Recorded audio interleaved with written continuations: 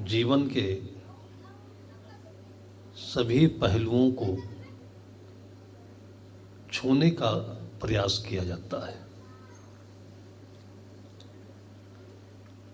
जीवन का रग रग सत्य से रचा हुआ है।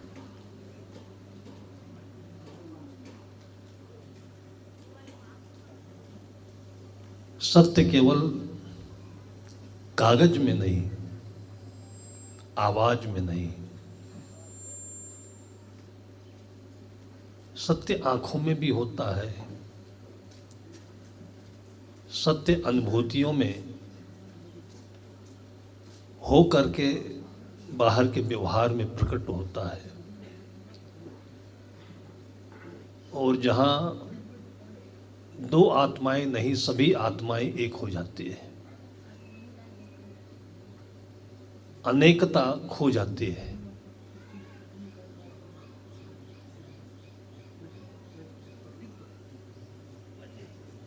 मन के अनेक रंग हैं। ये संसार में जो कुछ हम देख रहे हैं, ये मन से बने हैं या इनसे मन बनता है। इन किसी को नकारा नहीं जा सकता। मनुष्य का मन चंचल है। जो बाहर की चीजें हैं उनको पकड़ता है, बिगाड़ता है। उनको बिगाड़ता है इसलिए वो स्वयं बिगड़ता है, और फिर बाद में इसको प्रकृति से मारती है, बनाती है। बच्चे स्वच्छ होकर जन्म लेते हैं। सदगुरु कहते हैं, जहिया जन्म मुक्ता हता।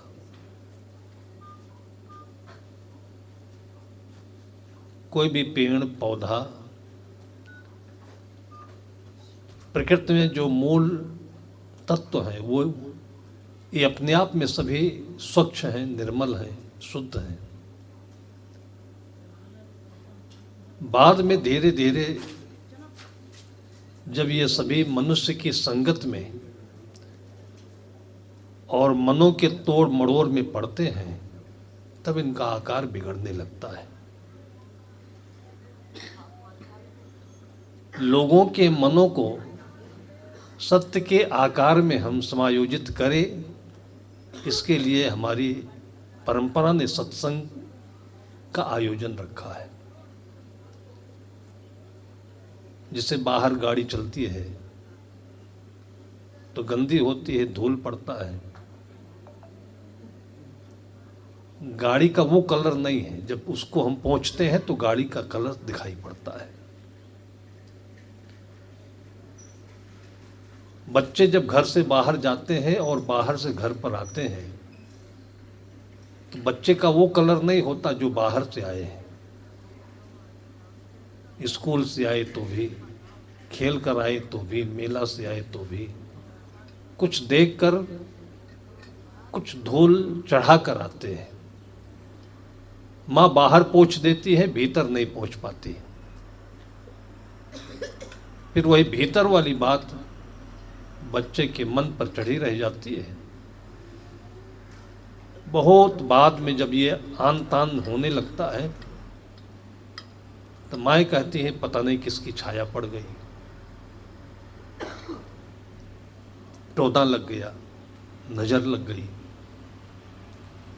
उसके मन के अनुकूल नहीं हुआ।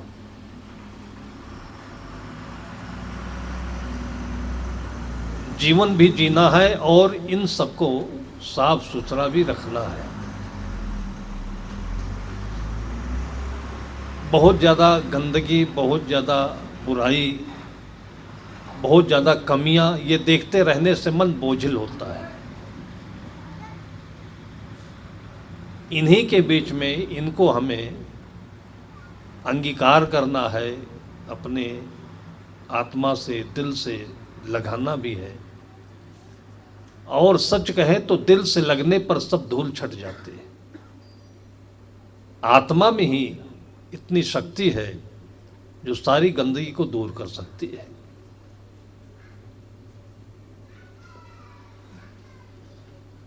और उसका व्यवहारिक रूप प्रेम है।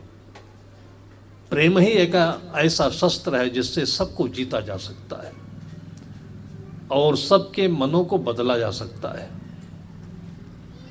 मनों का डाइवर्जन होना, अनेक रूपों में बदलना, अनेक जगहों पर अटकना, भटकते रहना, इसी को हम लोग कमी कहते हैं, बुराई कहते हैं।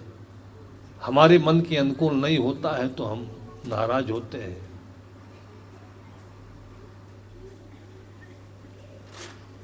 किसी के प्रति बुराई जो दिखती है, ऐसा नहीं कि उसमें बुराई है, बल्कि ऐसा भी हो सकता है कि हमारे मन ने बुराई को गांठ लिया है,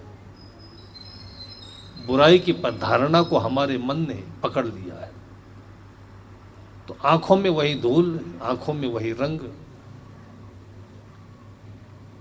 तो दूसरों में वही चीज हम देखते रहते हैं। देखते नहीं है बल्कि दिखाई पड़ता है, वहम होता है। और यही जब धीरे धीरे बढ़ता जाता है, फिर ऐसा दाग बनता है कि जो दाग छूटता नहीं है, और उसको मानसिक बीमारी कहते हैं। संदेह के रूप में, डर के रूप में, उलझन के रूप में, अनिश्चितता के रूप में, बहुत सारे रूपों में जब आउट ऑफ कंट्रोल होता है, नियंत्रण से अपने और दूसरों के बाहर हो जाता है ये, तो फिर डॉक्टर की जरूरत पड़ती है। फिर डॉक्टर उसको रेस्ट देकर, आराम देकर, उसकी भटकती हुई बुद्धि को, मन को आत्मा में लाकर फिर साफ करता है, स्वच्छ करता है, फिर उसको रोग से मुक्त करता है। पहले तो ये चीजें हम स्वयं कर सकते हैं, हमारी बस में है, और इसके लिए सोना जरूरी है। रात वाला सोना तो सभी जानते हैं, लेकिन आज वो भी कठिन है। अच्छी नींद बहुत कम लोगों को आती है, लेकिन उसके लिए दिन का सोना भी जरूरी है। दिन का सोना आराम है, और आराम बैठे रहने को नहीं कहते। आराम राम के साथ जीने को। थोड़ा सा पहले चले हम, अब तो यहां भी शहर आ गया, और नहीं तो कभी आसपास में ये जंगल था, और गांव में स्वच्छता भी थी, आराम भी था। कोई समय था कि मैं गोरेगांव में रुका हुआ था, जंगल टहलने के लिए निकला, और अच्छा लगा। टहलते टहलते, चलते चलते दूर तक चला गया। वो आगे गांव मिलता है, नदी मिलती है, वहां तक पहुंच गए हम लोग। बाद में किसी ने बताया कि 10-12 किलोमीटर है। मन की अनुकूलता में समय काल की दूरी समाप्त हो जाती है। हम लोगों को नहीं लगा 12 किलोमीटर चल गए, क्योंकि जो आत्मा है वही वीरानपन में, जंगल में, वनों में, वही चीज है। हर एक मनुष्य को प्रतिकूलता नहीं आए, विपरीतता नहीं आए, तो उसकी जिंदगी अपने आप साफ हो जाती है। लौटते समय हम लोग देखे कि सिर के ऊपर 25 किलो, 30 किलो, 40-40 किलो तक की लकड़ी की गठरियां, महिलाएं रंग बिरंगे परिधान में सिर पर रखे हुए, बढ़िया एकदम मस्त प्रसन्न चेहरे से थिरकती चली आ रही थी। संजोग से बीच में एक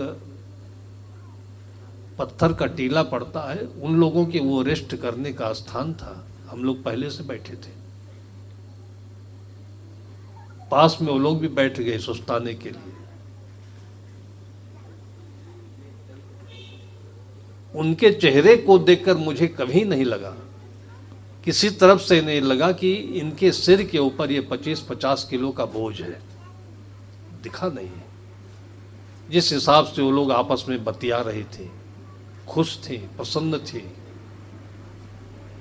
उत्सुकता हुई, पूछे इनकी जिंदगी क्या है, खोलें। पूछा कहाँ रहती हो, बताया। क्या करती हो, लकड़ी काटते हैं, ले जाते हैं बाजार में बेचते हैं, नमक तेल लाते हैं। हमें लगा कि इन लोगों की ज़्यादा रुचि नहीं हम लोगों से बात करने में,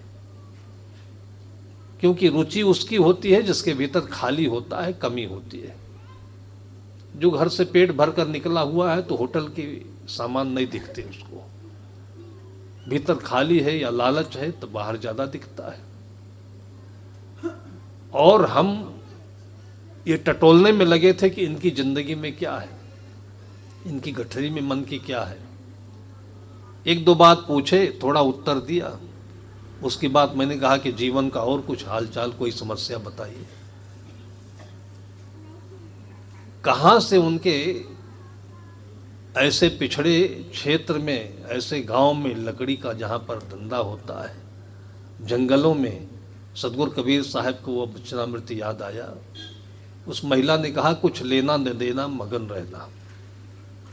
उसके बाद हमारी सारी बातें कट गई, समाप्त हो गई। कुछ लेना न देना, मगन रहना। बस इतना ही उसको मालूम था कि सुबह लकड़ी काट लिया, बाजार में बेच दिया, नमक तेल ले आया। सरल जिंदगी है। भौतिक संपन्नता नहीं आकर के इनको कुरेंदा कि हमारे जैसे तुम स्कूटी से क्यों नहीं चलती हो, हमारे जैसे तुम पहनती क्यों नहीं हो, हमारे जैसे घर क्यों नहीं बनाती हो।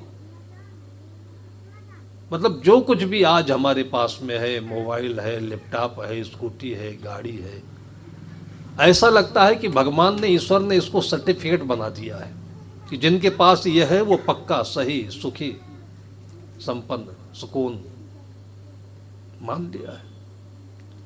और इसी के भीतर में लोग घुट घुट रहे हैं, इसी के भीतर। अगर इनका आविष्कार नहीं हुआ होता तो उन्हीं जैसे हम भी जीते, खेत में काम करते, जंगल में जाकर काम करते। यदि हम खेत में काम करें, जंगल में जाएं, तो कोई तकलीफ है क्या? लेकिन स्टेटस लोगों ने बनाया और हवा ये पश्चिम से चली, विज्ञान वहां पहले से ईजाद हुआ। भारत का जो शुद्ध विज्ञान था वो अध्यात्म था, आत्मचिंतन, जो तीनों काल में एक रस रहता है। और ये चीज अंतर है, अपनी आत्मा है जो बच्चों में है।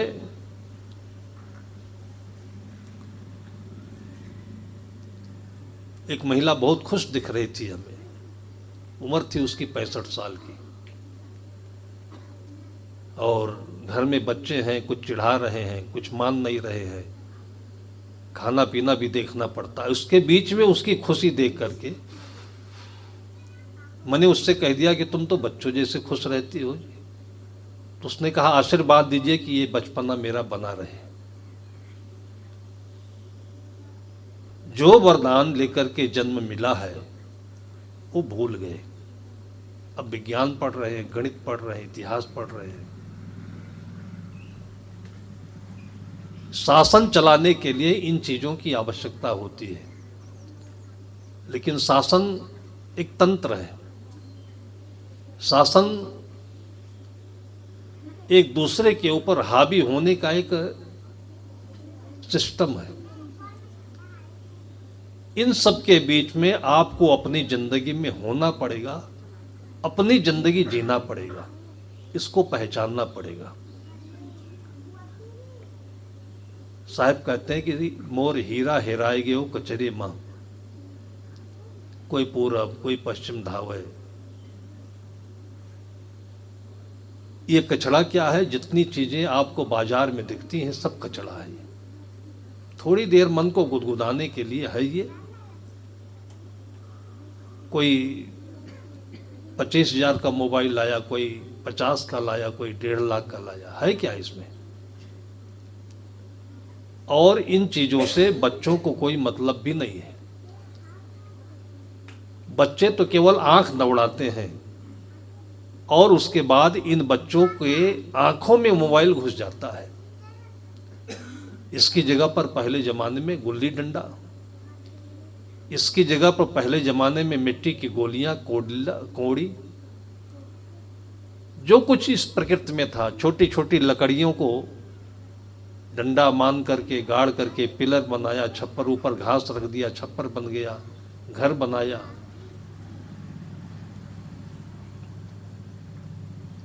बहुत पहले मैंने देखा उत्तर प्रदेश में लखीमपुर पीलीभीत जिला पड़ता है, उधर सरदार लोग बहुत होते हैं। मैं बाहर खेतों में टहलते हुए आ रहा था, एक खेत के किनारे सरदार घर का बच्चा 8 से 10 साल के बीच में रहा होगा,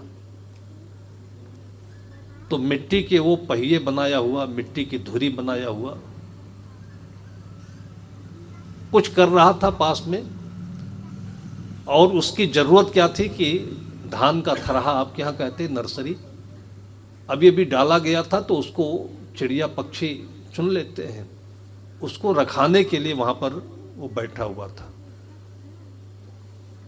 लेकिन खाली मन है, तो खाली मन में वो अपनी आइडिया से पहिया बनाया, फिर उसकी धुरी बनाया, कुछ ऐसे अलग अलग रखा हुआ। मैंने पूछा, सरदार जी क्या कर रहे हो ये? उसने कहा, ट्रैक्टर बना रहा हूँ। 8 साल के बच्चे के मन में ये इंजीनियरिंग स्वतः उद्भूत है, उसके मन का ये डाइवर्जन है, उसके मन में आकार भरा हुआ है और प्रकृति के साथ वो खेल रहा है, मिला रहा है। आज वही काम मोबाइल के अंदर में बच्चे डूब कर करते हैं, उसी में डूब जाते हैं। बच्चों की गलती नहीं है, हमने उनको प्रकृति से छीन लिया। और जो सदगुरु कबीर साहब जैसे कहते, जासो नाता आदि का बिसर गया सो ठौर, अब 84 के बस परे कहे और की और। मन उलझ गया है, तंग है, टेंशन में है और अंदर से न्यूरो सिस्टम बिगड़ रहा है, विकृत हो रहा है। क्योंकि वैसे भी वैज्ञानिक दृष्टि से देखें तो अधिक आवाज, अधिक रोशनी और शोर, कोलाहल, शोरगुल, धूल, आज दिल्ली देखिए, अहमदाबाद देखिए, रायपुर देखिए क्या हो रहा है। रात में बच्चे तारे नहीं देख सकते हैं, टीवी की आवाज में और रोशनी की चमक में बच्चे अपने समय से सो नहीं सकते हैं।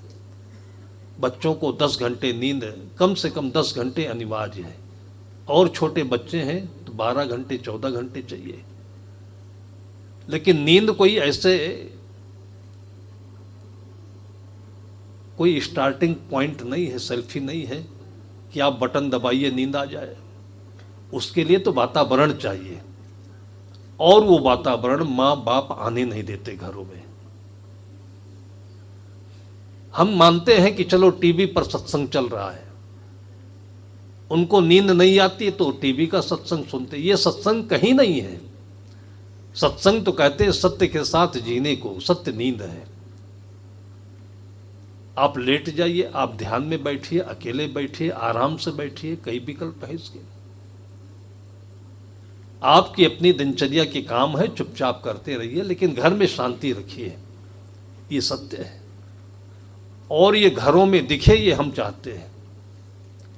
इसलिए केवल पंडाल लगाकर इसमें बैठने कर और जो बातचीत हम लोग कर रहे हैं, इतने के सत्य से, सत्संग से हम संतुष्ट नहीं रहते हैं। ये घर आंगन में दिखना चाहिए, शांत वातावरण। और जो जिंदगी की शुरुआत है, आखिर ये बिगड़े समाज में लोग कौन हैं? एक दिन ये था जब ये छोटे बच्चे थे तो कोई बिगड़े नहीं थे, ना बीमार थे, न इनको एंजाइटी थी, न डिप्रेशन था, न टेंशन में थे, न कोई इनकी बड़ी डिमांड थी कि इनको लैपटॉप चाहिए, इनको मोबाइल चाहिए, इनको ये चाहिए, वो चाहिए, कुछ नहीं था। कितने मग्न थे। और इस स्थिति को आराम कहते हैं। अब धीरे धीरे ये चीजें विज्ञान के नाम पर हम लोगों से ठग ले गए, हम लोगों को लालच दिखाकर ठग ले गए। जैसे लोग पहले घरों में अपने गुड़ का शरबत पीते थे और चना है, चूनी है और क्या क्या मिलाकर पान रोटी खाते थे, छीन ले गए और हमको ब्रेड दे गए, डबल रोटी दे गए, ठग लिया लोगों ने। हमारे हाथ का हीरा छीन लिया, लूट लिया और कांच दे दिया। आज घरों में मैं देखता हूं इन बच्चों के चेहरे पर डबल रोटी नाम है, चाय में डुबो तो सिंगल भी नहीं दिखती है, सड़ जाती है, गल जाती है। अब पान रोटी तो जब हम लोग बहुत याचना करते हैं, चिरोरी करते हैं कि आज भाई पान रोटी बनाना, तो भी बड़ी मुश्किल से साहब हमारी इज्जत ले होगा। ऐसा मन में लोगों के सत्य से भ्रम पैदा हो गया, दूरी पैदा हो गई।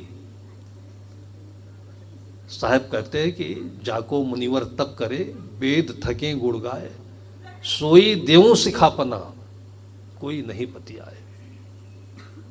अब ये बात हम कहें तो कहें साहब कोई पारख की बात बताइए, बीजक का अर्थ बताइए, ये क्या वही चोनी रोटी और सब बताते हैं आप।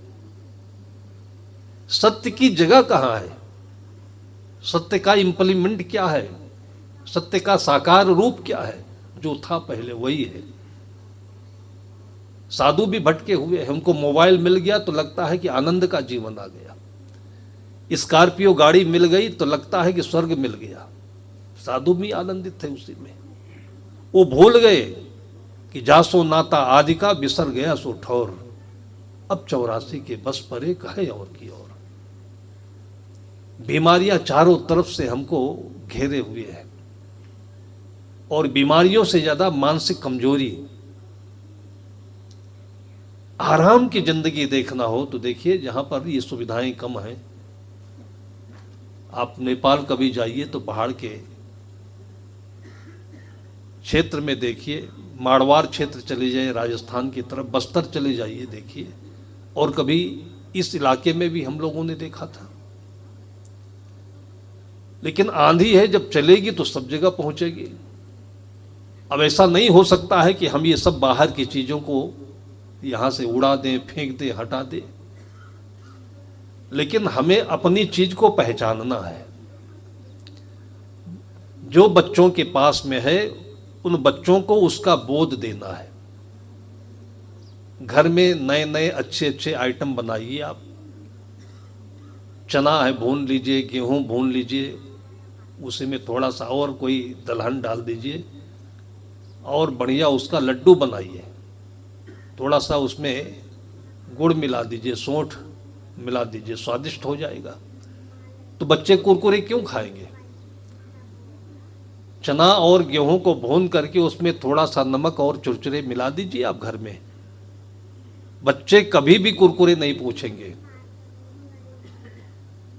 लेकिन इन दोनों सत्यों के बीच में, इन दोनों झूठ और सत्य के बीच में हमने पहचान खो दी अपनी, सेहत से बिगड़े जा रहे। इन बच्चों के चेहरों पर जो ये मायूसी दिखती है, ये जो चिड़चिड़ापन दिखता है, छोटे छोटे बच्चों को क्रोध आना और उत्तेजना बढ़ जाना, बस इतना भर माँ बाप जान पाते हैं कि शैतान हो गए, शैतान हो गए। ऐसा मत कहिए।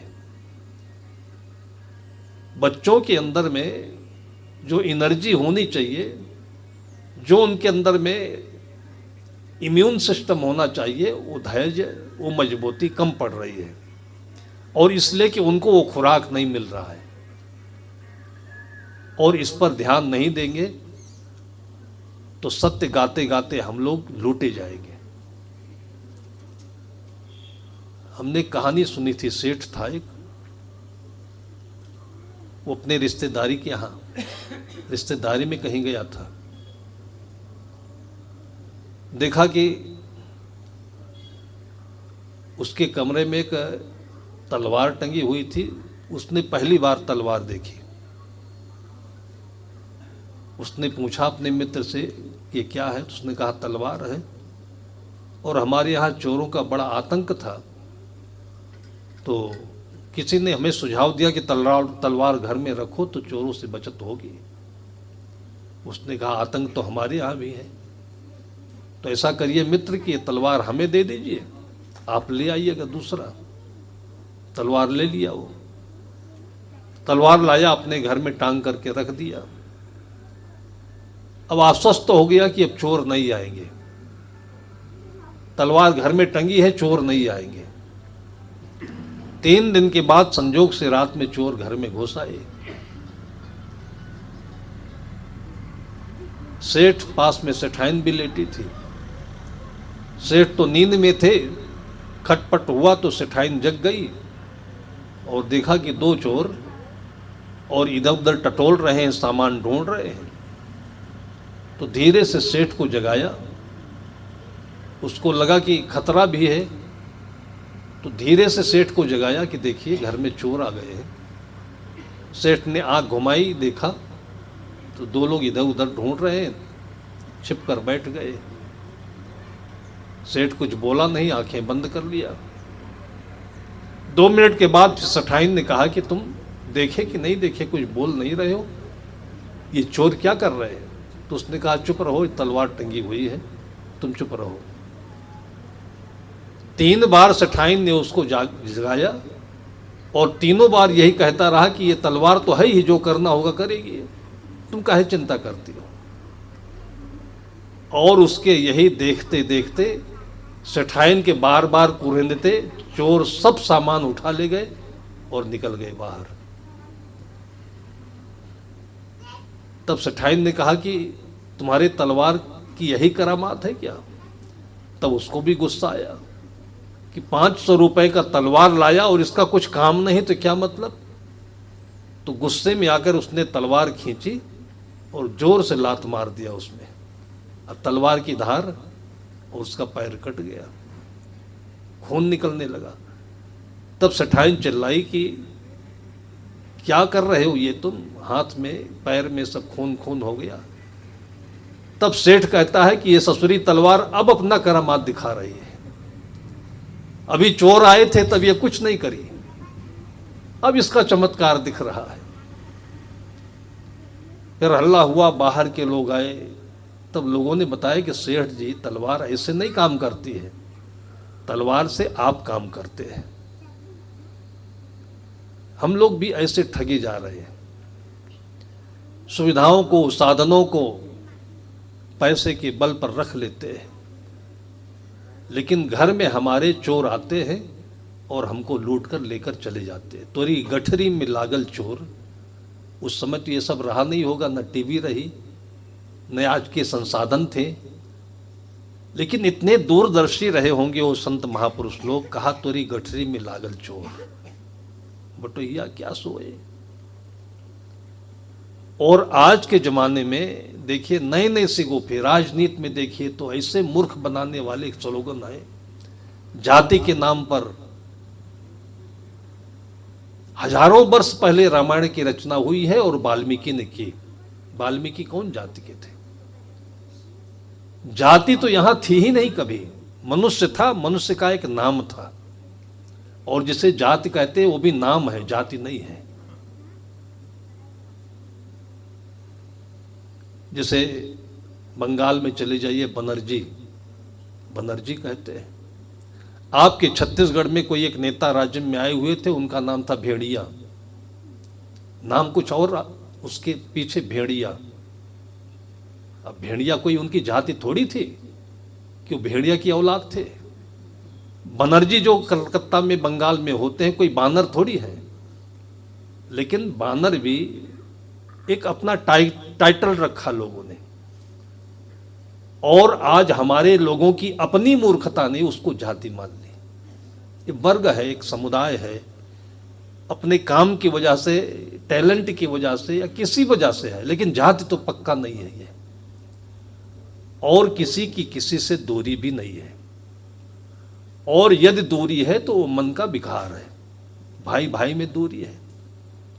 जो विकार भाई भाई में, पड़ोसी पड़ोसी में, पति पत्नी में होता है, नाम से वही परिवर्तित होकर के दो जातियों में या दो गांवों में हो जाता है, दो समुदाय में हो जाता है। विज्ञान का विकास, शिक्षा का विकास इतना हो जाने के बावजूद जब ये मिटना चाहिए था, तो अब देखिए ये 10-5 वर्षों में इतना खतरनाक मोड़ ले रहा है, हवा बन रही है ये, कि हजारों वर्षों तक भारत गुलाम रहा इसी मूर्खता के कारण से। और लगता है कि अब फिर लोग ऐसे ठगे जाएंगे, चारों तरफ लोग ठगे जा रहे हैं। आप चिकित्सा क्षेत्र में जाकर के देख लीजिए,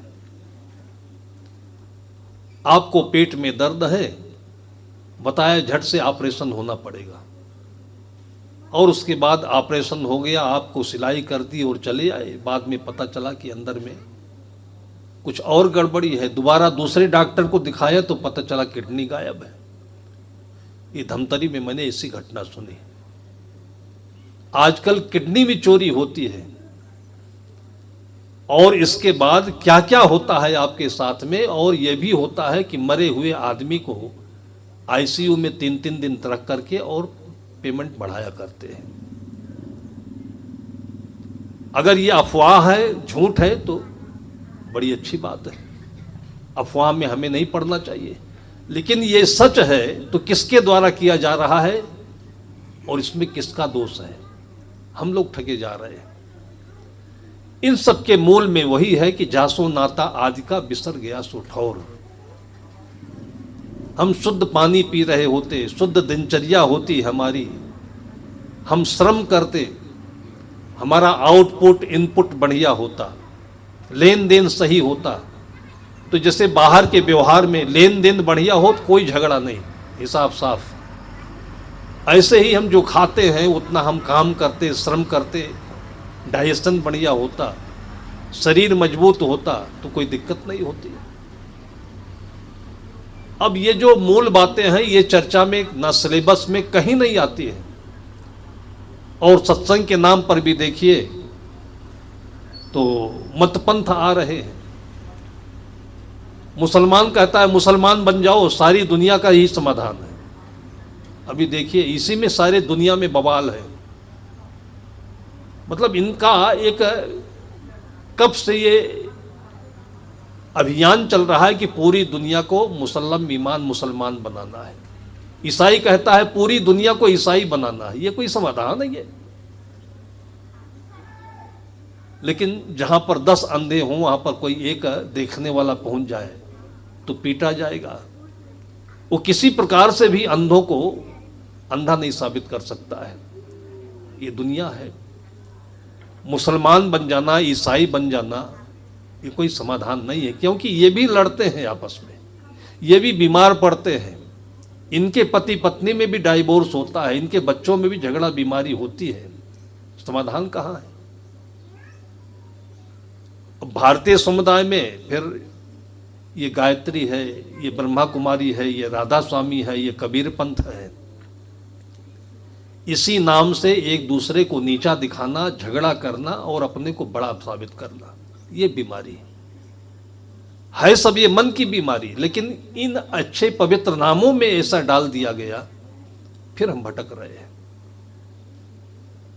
सतगुरु कबीर साहब कहते हैं आपा तजय हरि भजय, नख सिख तजय विकार, सब जीवन से निर्भय रहे साध मता है सार। इतनी सुंदर वाणी है ये। इसमें कहीं भी कोई हिंदू नहीं, कोई मुसलमान नहीं, कोई ईसाई नहीं। और ये बातें उपनिषदों में भी कही गई। जिन कारणों से मन में विकार आता है वो कारण आसक्ति है, राग है, और उसका समाधान वैराग्य है, निर्मलता है। गीता में वही कहा गया, दुखेषु अनिर्विघ्न मनः सुखेषु विगत स्प्रियः बीत राग भय क्रोधा स्थिर धीर मुनिरुच्यते। अब जो विद्वान पढ़ लिख करके हो गया है तो विद्वान की भाषा में पढ़े, और इसमें कोई एक गलत फहमी न रखे कि विद्वान बन करके ही दुखों से मुक्त हुआ जा सकता है। विद्वत्ता का कहीं दूर दूर तक इसमें कोई भी रोल नहीं है। बस यह है कि आप सरल रहिए, आप अपने भीतर की शांति, अपने भीतर का आप जो प्रेम है वो छोड़िए नहीं, वो बचाए रखिए।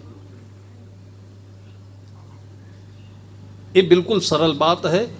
और जितने भी संत हुए हैं उनके नाम से जो परंपराएं चली वो बिगड़ी, लेकिन संत जो बोले वो बस यही था, अप दीपो भव आपुन पो आपो ही बिसर्यो। महावीर को देखिए तो, बुद्ध को देखिए तो, कबीर को देखिए तो।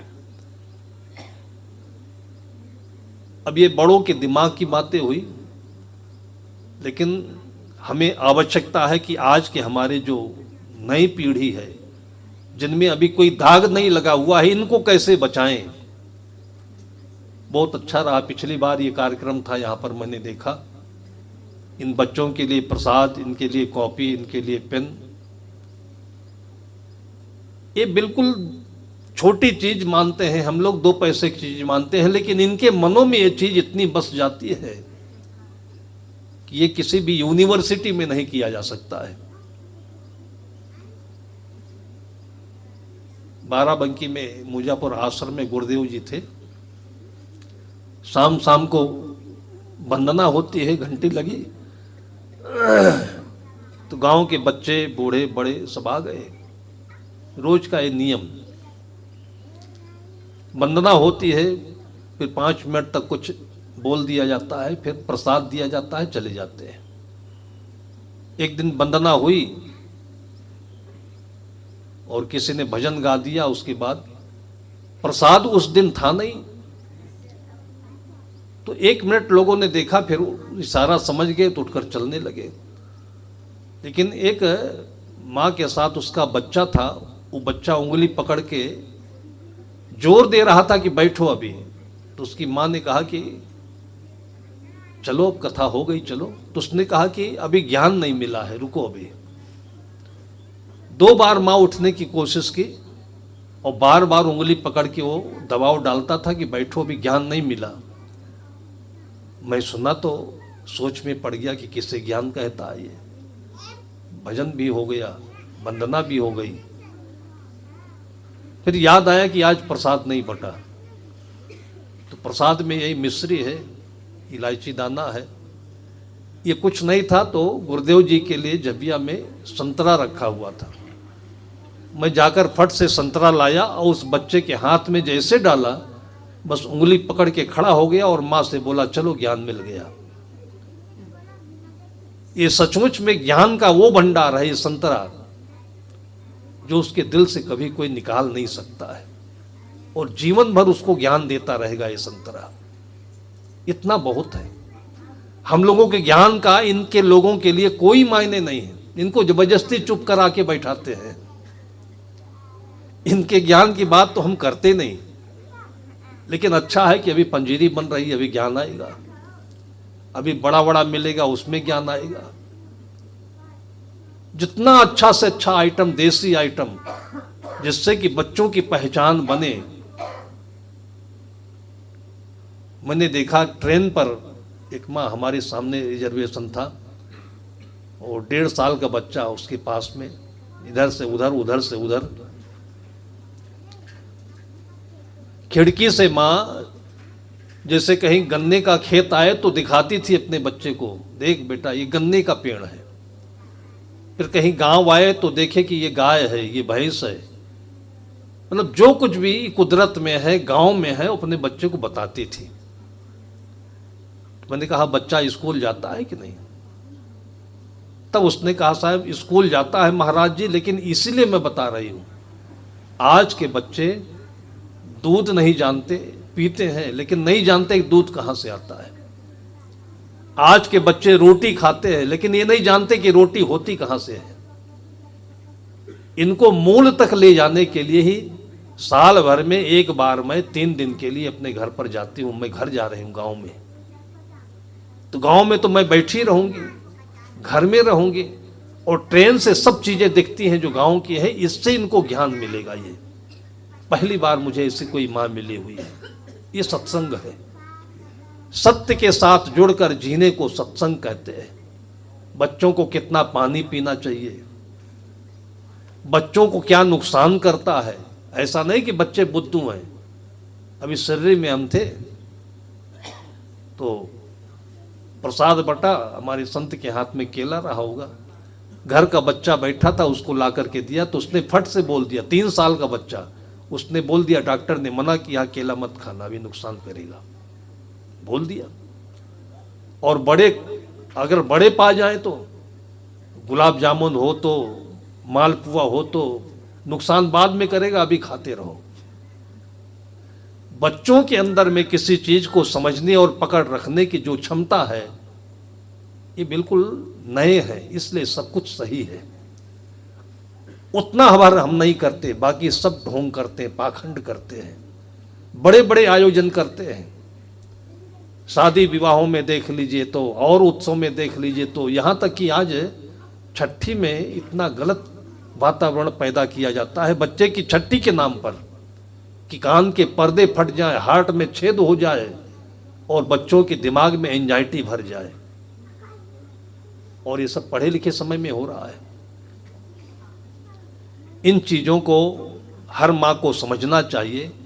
इसलिए संत आते हैं तो ज्ञान नहीं बोलते हैं, वो माता पिता को आशीर्वाद देते हैं कि वो योग्यता प्राप्त करो कि तुम्हारे बच्चे कृष्ण हो, ये बच्चे राम हो, ये भरत हो, ये बुद्ध हो, ये महावीर हो। ये केवल और केवल संभव है तो माता पिता के हाथों से ही संभव है, क्योंकि उन्हीं के साथ हर क्षण रहना है, उठना है, जीना है, पाना है, खाना है। और इसी के बीच से आत्मानुभूति में जाना है। आत्मानुभूति कोई से दुकान में बनी हुई मिठाई नहीं है। सारी चीज़ों का जब समायोजन हो जाता है, बैलेंस हो जाता है, तो अपने आप अंदर से राम प्रकट होने लगते हैं, प्रेम प्रकट होने लगता है। 2.5 आखर प्रेम का पढ़े सो पंडित होए। इसके लिए आपको जो कुछ भी करना पड़े वो तपस्या है। बच्चों के साथ कभी ऊबिए नहीं, परिवार वालों के साथ प्रतिकूलता देख करके। और यही सूत्र और यही शिक्षा जो मैनेजमेंट चलाते हैं, जो बड़ी बड़ी कंपनी चला रहे हैं, उनको भी लागू होता है। अगर आप स्कूल का सिलेबस पढ़ें, बहुत पहले मैंने पढ़ा था मैनेजमेंट की एक पुस्तक, केवल एक कोटेशन पर्याप्त है। पुस्तक तो थी रही, वो रही होगी 700-800 पेज की, एक कोटेशन उसमें पर्याप्त है। और वो बच्चे और परिवार वाले, जो अच्छी माँ होती है वो सब समझती है। उस कोटेशन में लिखा था, लीड, फॉलो और get out of the way. केवल इतना है बस। बड़े से बड़े कंपनी को चलाने के लिए केवल एक ये सेंटेंस पर्याप्त है, लीड, आप आगे चलिए, लीडरशिप करिए, अथवा फॉलो, पीछे चलिए। आगे चलने की क्षमता नहीं है तो पीछे चलिए। और जो पीछे चलता है उसी के अंदर में आगे चलने की क्षमता होती है। आगे चलने वाला आगेवान, चाहे माता पिता कह लीजिए, चाहे गुरु कह लीजिए। पीछे चलने वाला बच्चे या शिष्य कह लीजिए। और आगे भी नहीं चल सकते, पीछे भी नहीं चल सकते, तो तीसरा उसका सेंटेंस है कि get out of the way. अगर आपके पास कोई क्षमता नहीं है तो रास्ते से अलग हो जाइए, मतलब किसी के रास्ते में बाधा मत बनिए। लेकिन आज पढ़ी लिखी जनरेशन वही है जो सबके बीच में खड़े हैं और आंदोलन कर रहे हैं। उनके पास अपने घर में रोटी बनाने की अकल नहीं है, झाड़ू लगाने की अकल नहीं है, खेती नहीं कर सकते हैं, कोई टेक्निकल पॉइंट नहीं है, कोई दिमाग में हुनर नहीं है, बस डिग्री है और उनको नौकरी चाहिए। और आज नौकरी पाए हुए में से 10-20% कोई देवता होंगे जिन्होंने इज्जत और लाज बचाई है, और नहीं तो सब लूटने के लिए बैठे हुए हैं।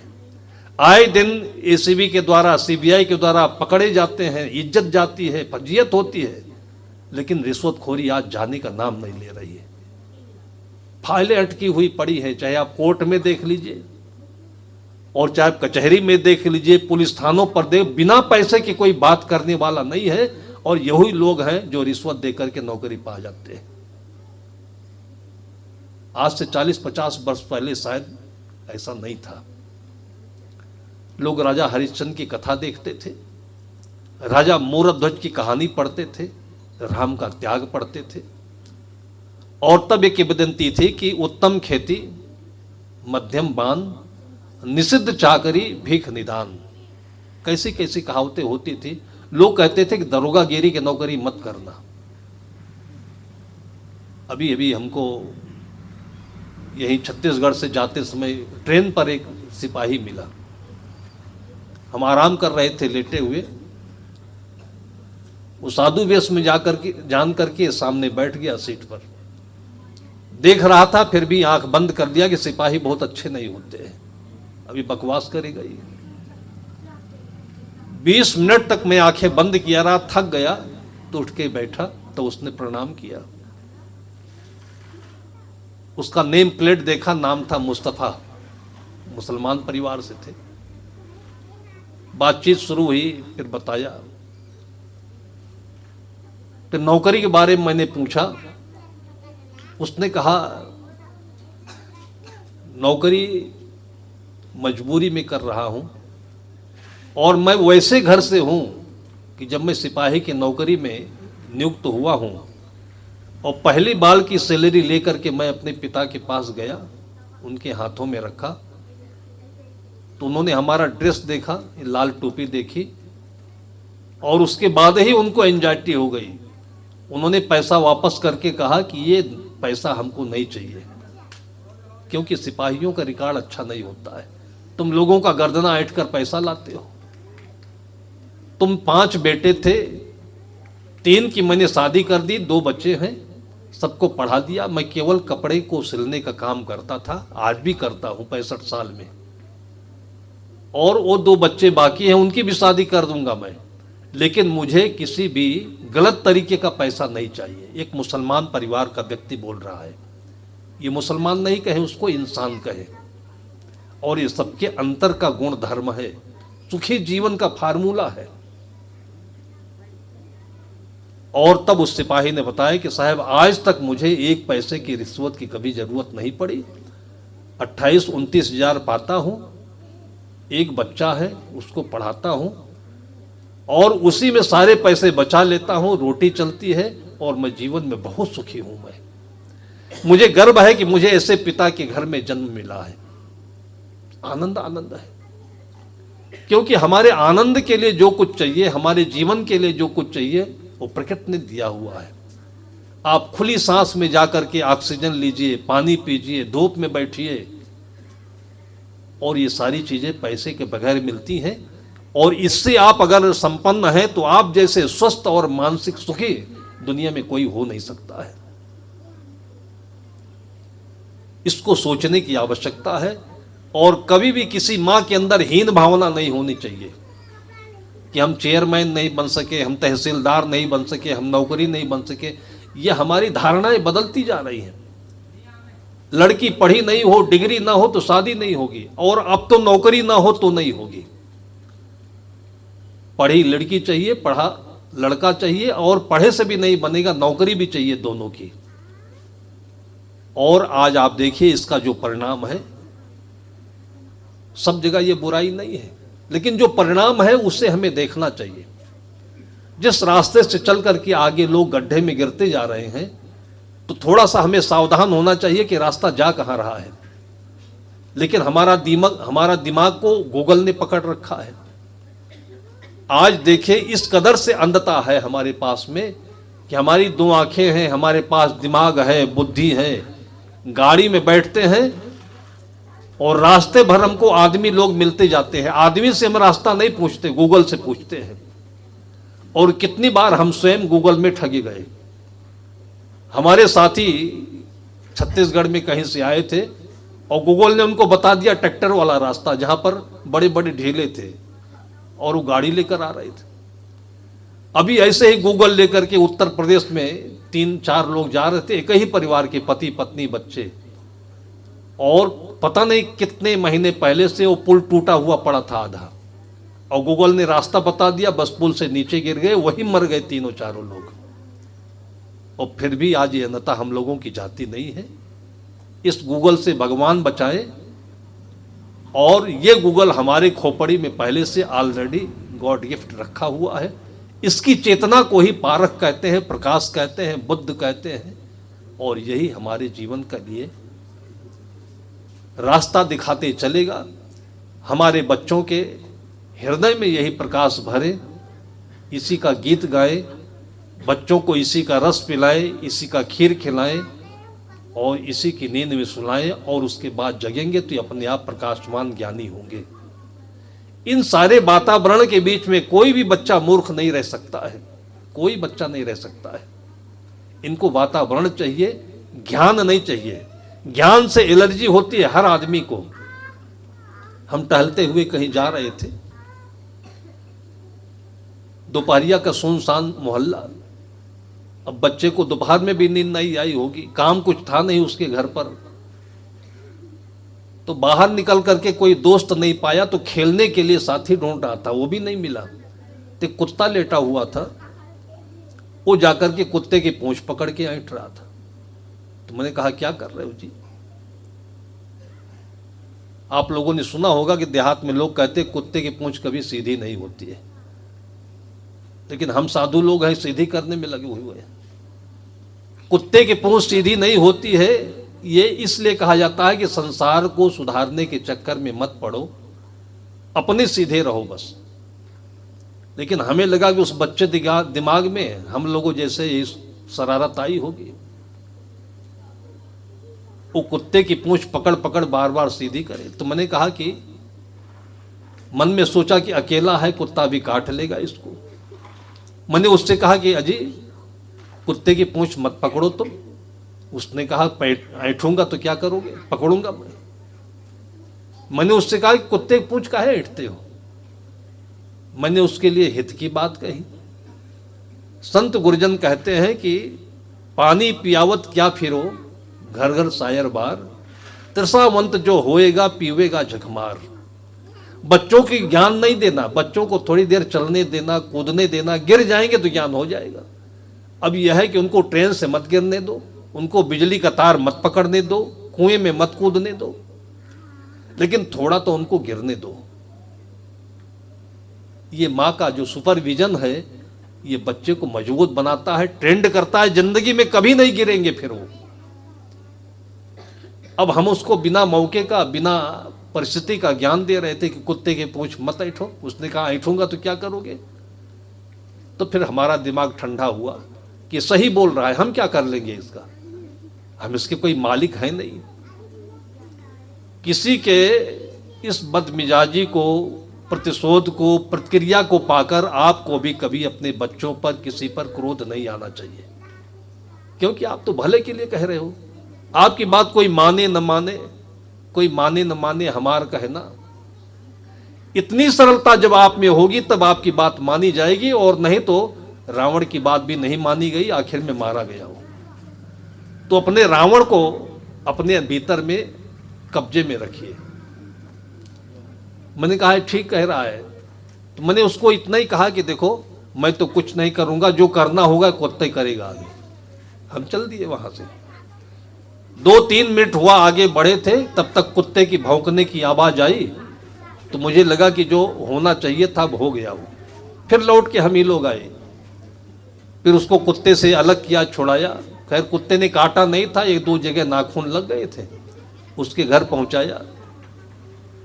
3 दिन के बाद संजोग ऐसा था कि एक्सपेरिमेंट पूरा होना था। उसी रास्ते से हम लोग निकल रहे थे, बच्चा फिर खड़ा मिला वहीं, कुत्ता भी वहीं लेटा था। लेकिन उस दिन बच्चा बिल्कुल सौम्य था, सावधान था। हाथ में पट्टी बंधी हुई थी जहां नाखून लगा था। मैंने कहा विकास एक कुत्ते की पूंछ ऐंठोगे क्या? तो उसने कहा नहीं ऐंठूंगा। मैंने कहा बड़ा अच्छा जवाब दिया आज। मैंने कहा क्यों?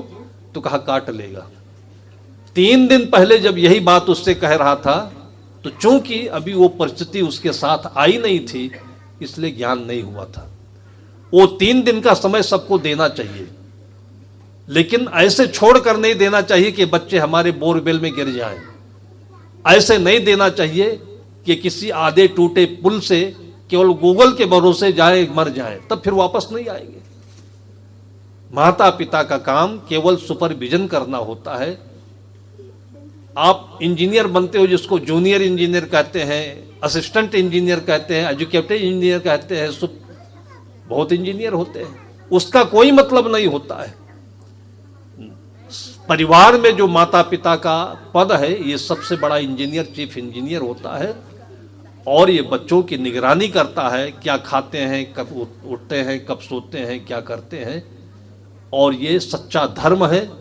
ये सब की अपने अपने उत्तरदायित्व में है।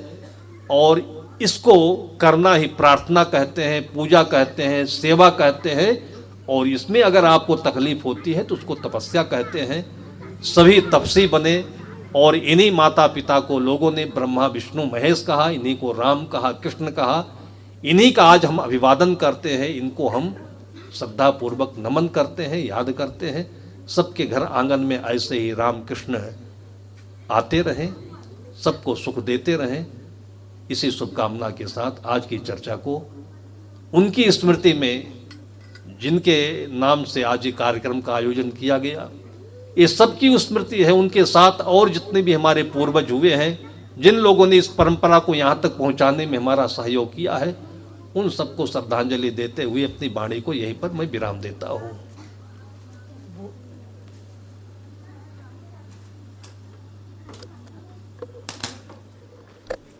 बोलिए